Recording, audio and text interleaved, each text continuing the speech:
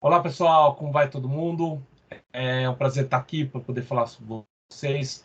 Eu vou falar um pouco sobre a conexão que existe entre jogos e escuta, né? Escuta, que eu acho que é o tema aqui de hoje, é o que a gente está falando tanto, e eu queria trazer um pouco algumas ideias que são pertinentes a esse campo da interface entre a ludicidade e a escuta. Então, vou começar me apresentando.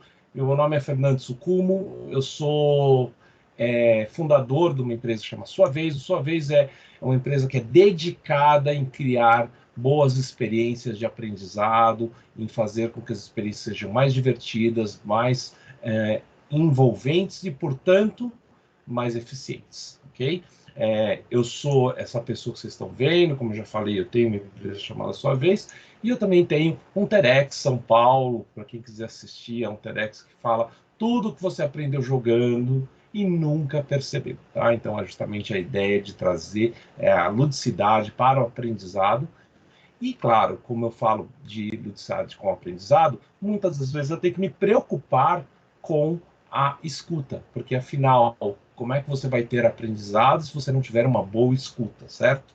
Então, queria mostrar para vocês um pouquinho do que eu faço. O que eu faço, normalmente a gente chama de LXD. O que é LXD? LXD é um nome meio complicado, uma coisa que na verdade não é tão complicada, que é o Learning Experience Design. Né? Então, eu sou designer de experiências de aprendizado, né? Então a gente faz justamente essas experiências ficarem mais gostosas, mais interessantes, tá? E isso é basicamente o que eu faço, tá? E eu queria trazer a primeira ideia, que é basicamente a ideia de que nós estamos entrando na era da meia atenção, tá? E o que quer dizer isso exatamente, né? Estamos ingressando na era da meia atenção.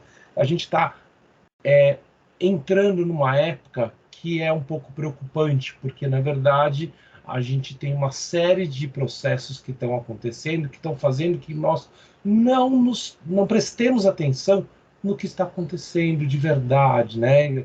A gente tem ouvido muito essa expressão, né? Escuta ativa, né? O que é a escuta ativa? É você poder escutar ativamente aquilo que a pessoa está falando, aquilo que alguém está falando, né? E não à toa, eu acho que a gente está usando o termo escuta e não o termo ouvir, ouvido, né? O ouvido, o ouvir, porque ouvir é diferente de escutar, né? Quando eu escuto, eu posso estar ouvindo, mas posso não estar escutando. Agora, quando eu estou escutando, eu estou realmente, ativamente colocando minha energia, minha atenção, meu foco para que aquilo aconteça, né? Existem processos diferentes para cada um dos sentidos, a gente vai ter essa diferença também, né? Então, quando eu estou olhando, mas eu não estou vendo, né? Então, assim, eu estou vendo, quer dizer que eu estou realmente enxergando aquilo que para o que eu estou olhando, né? Então tem uma série de eu estou comendo ou estou saboreando, né? Então a gente vai ter para cada um dos sentidos, a gente vai ter essa ideia de que sim, o meu foco, a minha atenção está voltada para isso, né? E uma das coisas que eu acho que é interessante a gente ver é ver alguns dados sobre isso, né? Hoje, segundo algumas pesquisas recentes que se fez, o tempo de atenção que a gente tem é de 8 segundos, 8,25 segundos. Ou seja, normalmente as pessoas conseguem prestar atenção em alguma coisa por 8,25 segundos. Tá? E isso é um pouco preocupante, porque na verdade são 4,25 segundos a menos que em 2000, na década de 2000. No começo do século, a gente tinha um tempo de atenção que era de 12 segundos e meio. E esse tempo está caindo cada vez mais, tá? Outro dado que é muito interessante que eu gosto de trazer é que o tempo das músicas está encurtando cada vez menos. Antigamente o tempo das músicas era um pouco mais longo, era de 3 a 4 minutos. Hoje em dia é comum você ver músicas que têm menos até de 2 minutos. Muitas vezes de 2 a 3 minutos. Né? E isso tem sido feito justamente atendendo a uma demanda no mercado que é: eu não quero prestar atenção por tempo demais numa música, eu quero que seja mais curto. Né?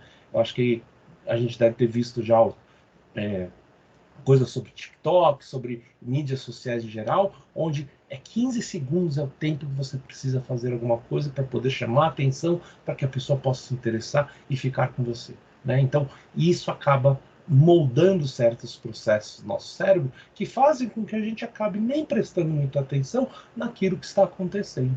Então, acho que é isso que a gente precisa tomar cuidado e entender que existe uma nova era aparecendo, que é essa era da meia atenção, tá certo? E como assim meia atenção, né? E olha só, a gente está tendo uma queda de 25% de 2000 e 2015 no tempo de atenção, tá? E olha só que interessante, peixes dourados têm um período de 9 segundos de atenção, ou seja, nós estamos caminhando para um tempo de atenção menor do que o de um peixinho dourado, né? Então eu acho que, claro, que é uma comparação um pouco humorística até, mas é realmente para a gente entender que a gente está entrando numa crise de atenção, né? A atenção virou gargalo. Você chamar a atenção de uma pessoa é um grande desafio hoje. Hoje em dia, ontem mesmo eu recebi uma mensagem de uma pessoa que tinha feito um curso online e ela está com um grande problema. Qual é o grande problema dela? É fazer com que as pessoas reparem nela, que comprem e que percebam que ela existe e que comprem. E isso realmente é um problema, né? Se antes a gente adorava para quem é um pouco mais tem um pouco mais perto da minha idade, vai lembrar de uma coisa que antigamente acontecia. Você tinha pessoas que chegavam na porta da sua casa para fazer pesquisas. E muitas vezes a gente aceitava e topava e falar, porque, poxa, eu não estava fazendo nada e eu acho que eu posso lá responder, né? Agora a gente recebe essas pesquisas diariamente no nosso WhatsApp, no nosso e-mail, nas nossas redes sociais, e a gente acaba nem respondendo, porque falam, não, eu prefiro ficar no celular olhando alguma coisa do que ficar com você, respondendo suas pesquisas, né? Então, olha como isso é diferente, né? Como agora a gente tem um processo onde eu não posso só fazer uma pesquisa, eu tenho que oferecer alguma coisa de atrativo para a pessoa querer fazer essa pesquisa para que ela possa colaborar com aquilo que eles estão fazendo, né? Enquanto que antigamente era um passatempo eu responder uma pesquisa. Eu lembro da sensação que eu tinha quando alguém passava no portão de casa, eu era adolescente, eu falava, beleza, vou lá responder, e eu ficava às vezes meia hora com a pessoa respondendo, né? Quem que hoje tem meia hora para responder uma pergunta, né? Você pedir isso para uma pessoa é quase ofensivo, né? Então a gente precisa tomar muito cuidado com essa atenção que a gente está requisitando das pessoas, porque realmente a atenção virou o gargalo, tá? E o que a gente faz frente a todo esse cenário, né? Já que a gente tem essa situação, já que a gente tem essa status que está se propondo para a gente, né? A gente tem que fazer alguma coisa. O que a gente pode fazer? E aí a pergunta que eu vou fazer para vocês. Quem aqui, levanta a mão, né? Acho que pode até se manifestar aí. Quem aqui tem alguma dessas, vai lembrar de alguma dessas coisas dos slides seguintes que eu vou mostrar? Vocês vão lembrar e aí vocês podem pensar aí silenciosamente com vocês qual é a brincadeira que vocês lembram quando vocês veem certas imagens, tá? Eu vou mostrar umas imagens aqui, eu quero que vocês pensem qual é a brincadeira que isso me lembra, o que eu tenho de ideia quando eu vejo isso aqui, tá bom? Vou mostrar para vocês. Primeira imagem. Ok, olha só que interessante essa imagem. É um túnel dentro de um carro, né? Como vocês podem ver, esse carro, na verdade, essa foto que tirou, fui eu que tirei essa foto, né? Esse túnel é o túnel da Imigrantes, né? Para quem é de São Paulo, eu sou daqui de São Paulo, né? Do túnel da Imigrantes quando você vai para Santos, né? E você repara que o túnel tem uma extensão de 320 metros, está escrito aí, né?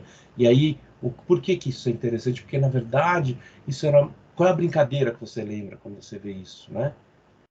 Se você já lembrou bem, se você já teve essa brincadeira, provavelmente você deve ter lembrado de não pode respirar dentro do túnel. Enquanto o túnel não acabar, eu não posso respirar, né? E eu fazia essa brincadeira frequentemente quando eu descia para a Serra, ia para Santos com meus pais, ia para algum lugar do litoral, né? E a gente passava por esses túneis e tinha um túnel que era o meu grande desafio, que era um túnel que tinha mais de 1 quilômetro, né? Então era muito difícil passar de um ponto até o outro sem respirar, né? Mas é uma brincadeira que a gente tinha, né? Agora eu vou mostrar outra imagem, Quero ver se vocês lembram de uma outra brincadeira. Ah, essa aqui é mais fácil, né? Imagino que alguns de vocês tenham lembrado da brincadeira O Chão é Lava, né? Então, é claro que aqui tem uma elaboração maior, né? E vocês vão ver que muitas vezes essa brincadeira era feita para a gente poder estar junto uns com os outros, para brincar. E isso acabou virando tão popular que virou uma série no Netflix onde existe essas brincadeiras. Eles não podem encostar tem que ir por cima de certos obstáculos para chegar do outro lado, né? É super legal, super popular, e até meu filho adora, enfim. Para quem não assistiu, eu sugiro que assista o capítulo para entender o que a gente está falando, se você nunca brincou disso de Xuxa Lava. Mas acho difícil, eu imagino que muita gente aqui tenha brincado de Xuxa Lava, né? E aqui, talvez seja a brincadeira que mais pessoas tenham brincado, que é não pode pisar na linha, ou só pode pisar na linha. Existem essas duas variações, né?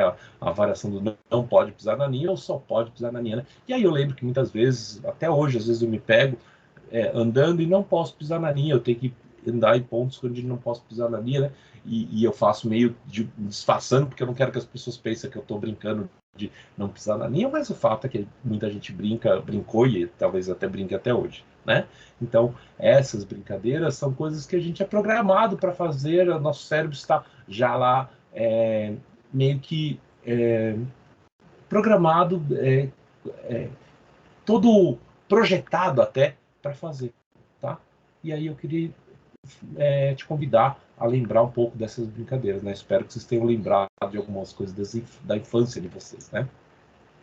E aí, por que que isso acontece, né? Porque, na verdade, isso vem de uma teoria do Johann Huizinga chamada Círculo Mágico.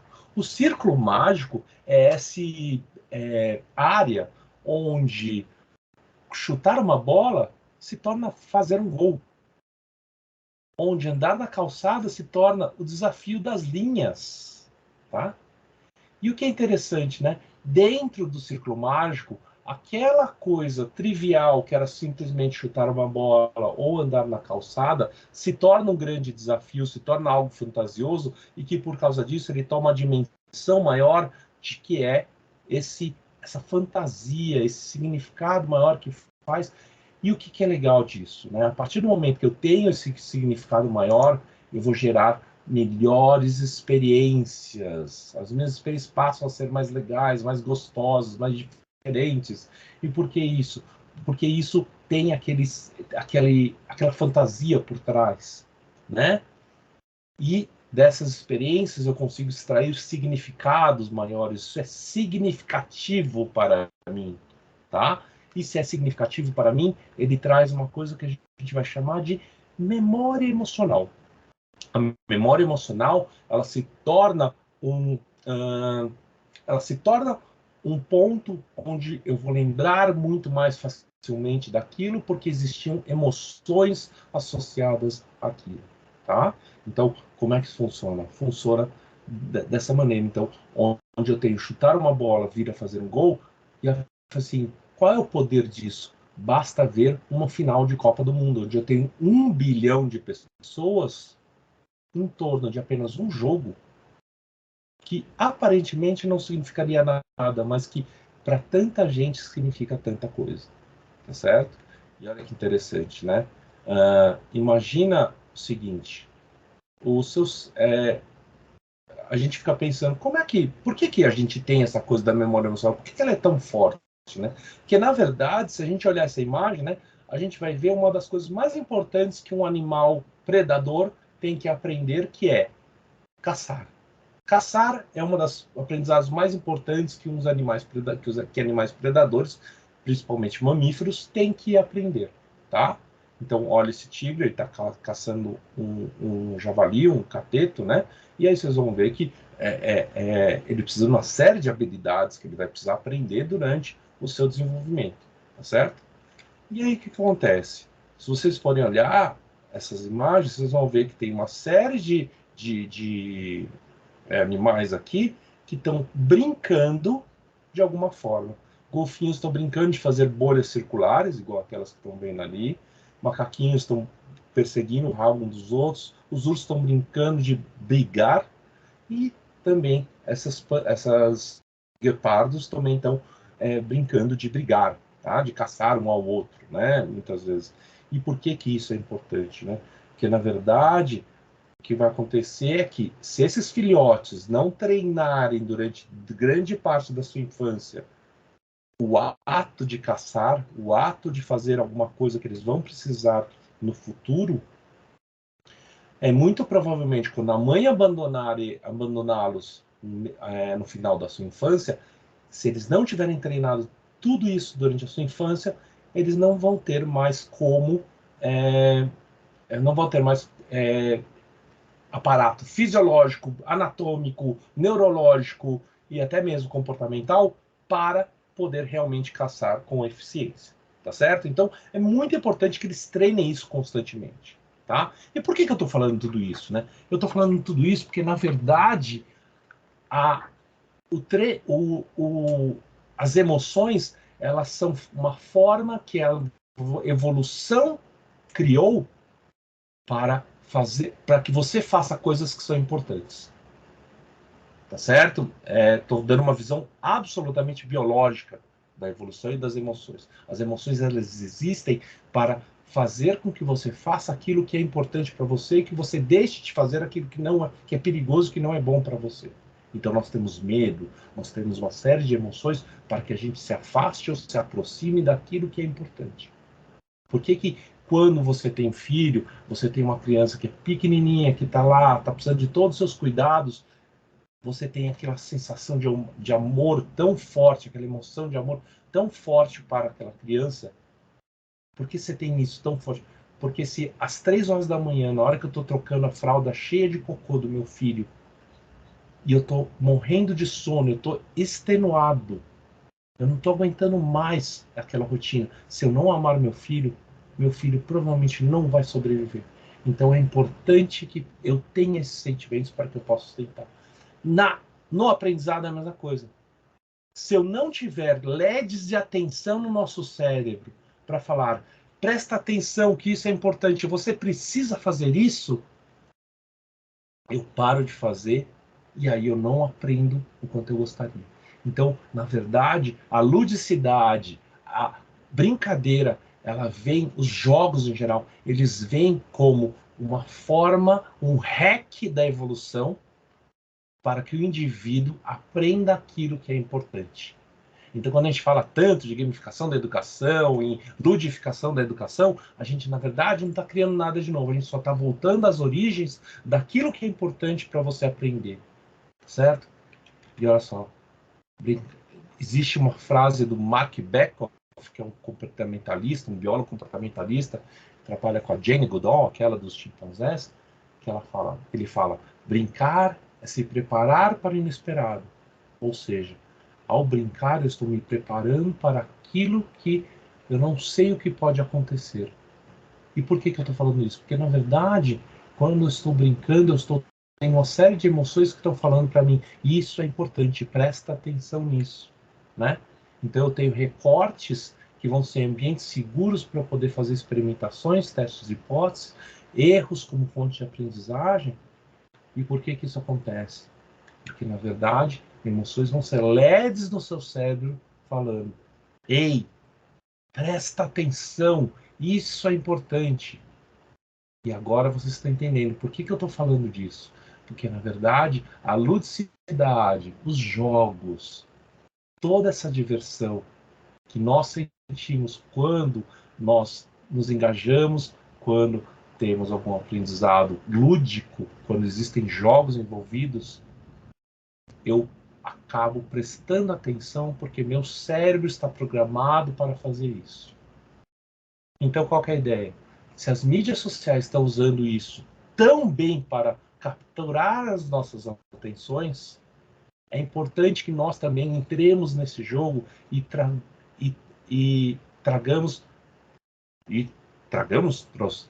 para que nós possamos trazer certos processos que essas mídias já estão usando também para o aprendizado, também para chamar a atenção das pessoas, para que elas possam nos escutar. Elas só vão nos escutar se isso fizer sentido para elas, se aquilo for engajante, se aquilo for envolvente. E o modo da gente ser envolvente é trazer mais ludicidade para os nossos processos. Tá certo? Então, vou passar aqui um vídeo. Opa, deixa eu falar um pouquinho. Vou trazer um vídeo aqui para vocês, que é esse vídeo que é uma propaganda de como eles queriam trazer mais consciência sobre o uso da faixa de pedestre lá na província de Quebec, no Canadá, tá? E aí eles usaram esse vídeo aqui para vocês, que vocês vão ver, tá? Então olha que interessante.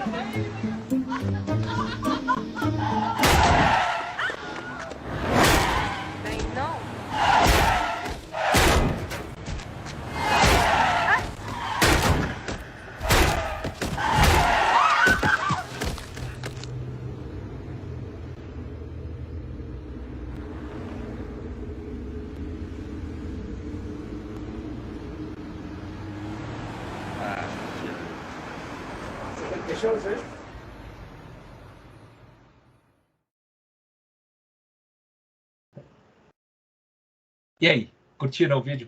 É muito interessante a gente ver, né? Qual foi a estratégia que eles tiveram, né? Se eu botar simplesmente um outdoor ou mesmo um vídeo passando para as pessoas, né? Muito provavelmente elas passariam pelo vídeo e nem prestariam atenção, né?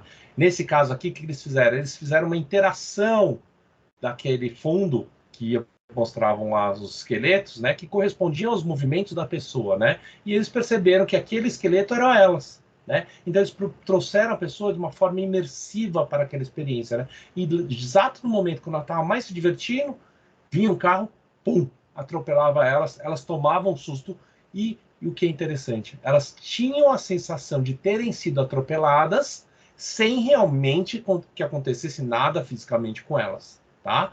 E aí o que acontece? Isso provoca uma emoção muito forte na pessoa, a pessoa está prestando atenção com todos os sentidos naquilo e ela consegue se conscientizar de, poxa vida, eu preciso tomar mais cuidado, eu posso ser atropelado, eu preciso usar mais a faixa de pedestres, tá? Então olha só que interessante, quando eu estou usando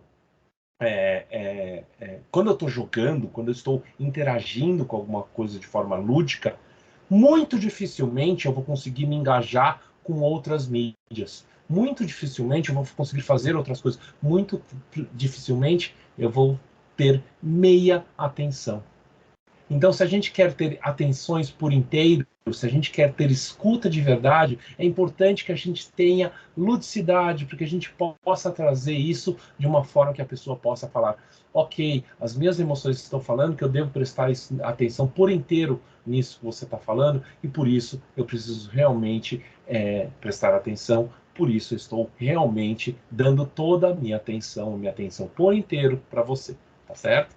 Então, a pergunta que eu faço no final, a provocação que eu quero fazer aqui no final é: o quão mais aprenderíamos se todas as nossas experiências fossem ludificadas, né? Então a gente está caminhando para que cada vez mais tenha isso, mas quanto mais a gente se der conta que a ludificação é importante para que nós possamos ter atenção, possa ter escuta de verdade sobre aquilo que está acontecendo, eu acho que é um caminho que a gente tem para poder ter mais engajamento, para poder ter mais vínculo entre as pessoas. Acho que uma das últimas mensagens que eu queria trazer é que a raiz latina de brincar é a mesma de vínculo. Então, quando eu estou brincando com alguém, eu estou me vinculando a esta pessoa. Basta você ver, toda vez que você tem uma brincadeira entre duas pessoas, essas pessoas estão efetivamente se vinculando. Quer imagem mais legal do que quando um avô está brincando com seu neto em torno de um jogo? né? Por quê? Porque a gente sabe que os dois estão se conectando. E é isso que é importante. Ao brincar, eu estou realmente me vinculando, realmente, e provavelmente eu vou estar realmente escutando aquela pessoa. A ludificação de experiência de aprendizado não é uma novidade. A gente só está voltando para o estado mais natural, para o estado mais primitivo que a gente tinha, que é usar as emoções para serem LEDs de atenção, para que eu possa ter mais escuta, para que eu possa ter mais atenção dirigida para as pessoas. Tá bom? Agradecer. Meu nome é Fernando Sucumo. Vocês têm acesso ao meu QR Code aí. Se vocês quiserem conectar comigo, conversar, eu vou ter o maior prazer de bater um papo com vocês. E espero que vocês tenham gostado. E espero que vocês tenham um dia ótimo e que vocês brinquem mais. Até mais. Valeu.